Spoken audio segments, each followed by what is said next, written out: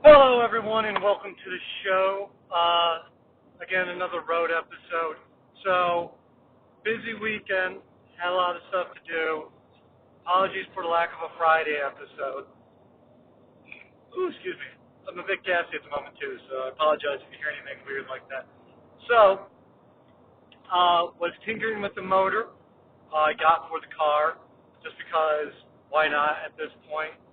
Um, I got most I got basically everything electronic hooked up. I need to get a ECU for it.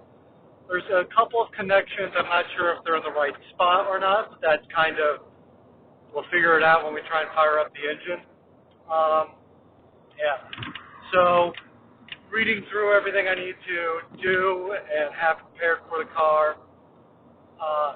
At this point, I'm going to lift it up. We're gonna make a jack, a homemade thing, just because not everyone has a 200 bucks to spend on a Harbor Freight jack to use one time. So we're going to try rigging up something for less cost than that and something we can use for other stuff. So when it gets to that point, we'll do a little video, show you what I'm up to. So I also apologize. The VW Parkway is very potholy, like I said before. So the fuel, like the weird electronic fuel regulator that's in there, is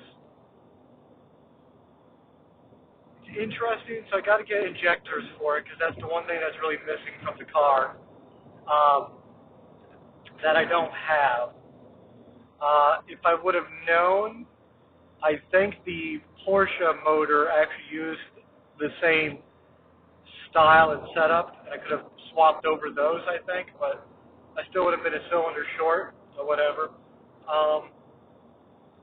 It's also, that setup is making the whole thing tighter in the engine bay than I would have originally thought.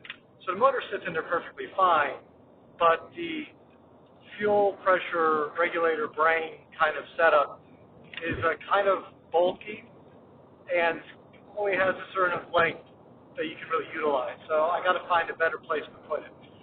So once we get the engine jacked up and in place, and I'm actually thinking I may be able to use the stock Volvo engine mounts.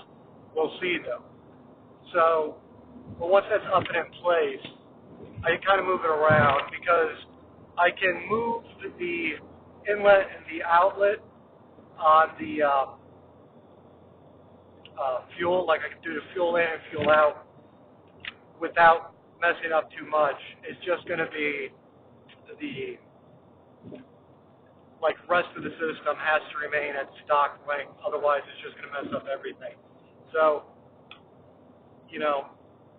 I'll probably have to mess with those two cords anyway, because one has a banjo bolt on it, and the other one has a threaded fitting, and I'm not really comfortable with either one of those. I think what I'm going to do is get it so I can connect it and crimp it and just have a smooth transition line from the stock plumbing from the Volvo into it, because I don't want any chance of a gas leak anywhere. So that's where I'm at with that. It does have like a blow-off valve for fuel in case it gets too overpressurized, so that makes me feel a little better. Downside of that, though, is I got to find a way to route that out of the motor or out of the engine bay and away from anything hot. It should be interesting because you can get that up, get it in place where I want it to be, and then I got to find a clutch that's going to work with the transmission I have and with the motor I have, which that's going to take a little bit of finagling and back and forth and maybe some trips to some junkyards. Go to a U-Pull-It place to see what the clutches they have, see the spline count, go on research, just check diameters and everything. But I think I should be able to find something relatively easily, and then make up an adapter plate so I can get the Nissan transmission to work with the Volvo or with the Audi motor. The issue I see is I looked at using the stock Porsche bell housing, and that doesn't made up right, which would have been basically, if that would work, I would have just gone that route with it. It wouldn't have been the length I want for the car, but it would have been, you know,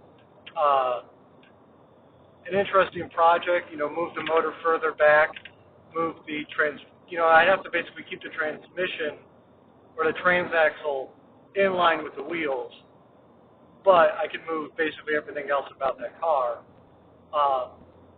with just cutting stuff without it being that much of an issue. Because while it would have been an interesting project, it would have been a lot more fab than I want. So I think this way avoids a lot of that. I got to get an intercooler and a couple other things for it, but I'm very excited because everything seems to be coming along a lot smoother than with the Nissan motor, thankfully.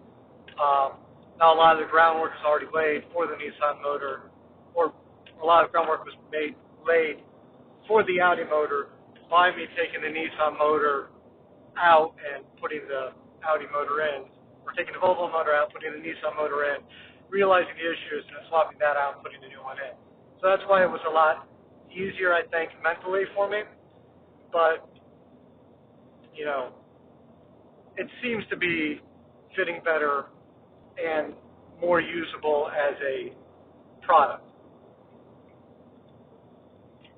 That being said, still some stuff I have to get across. I have to get clutch fork, throw-out bearing, some bolts. I got to plumb up the entire intake exhaust system. I got to do the cooling system, and I got to run power and get this thing up and running. So it's by no means close to the end, but it's a lot further than I think I would have been with the Nissan motor at this point. Even, if I had managed to get the Nissan motor carbureted by now, I think it would just have been a giant pain in the butt, which is why I kind of abandoned that. I think it was a really cool idea. It just ended up being, even the carbureted bit was fairly easy. It was getting the distributor to work with the system just wasn't going to work for me, unfortunately. So that's kind of where we had to end that. I still want to use that motor for another project maybe, so we'll see. And I kept around the fuel injectors just in case I end up going that route with this. If the system doesn't work, I'm putting bare minimum into getting this thing up and running. If the system doesn't work, we're going to go with a standalone ECU, because I think that's the best idea for this. That does push us back and push us over budget, but it would be a better system. It'd be an interesting thing to do as well. So, and braking for no reason. So you can tell we're approaching the Beltway because the speed goes down for whatever reason the moment you get close to the Beltway on the DW Parkway, or really anywhere in the DC metro area. So, so that was the first bit of exciting news. So I'm very excited about all that. Oh, come on now. The other bit is, been talking with, Track Monkey Apparel. We're going to be pushing out merchandise next month, hopefully, for the Entitled Car Show. So if you haven't already, go check out their stuff. I don't want to talk too much about it in case little bits change between now and then, but I'm very excited for what's going to come out.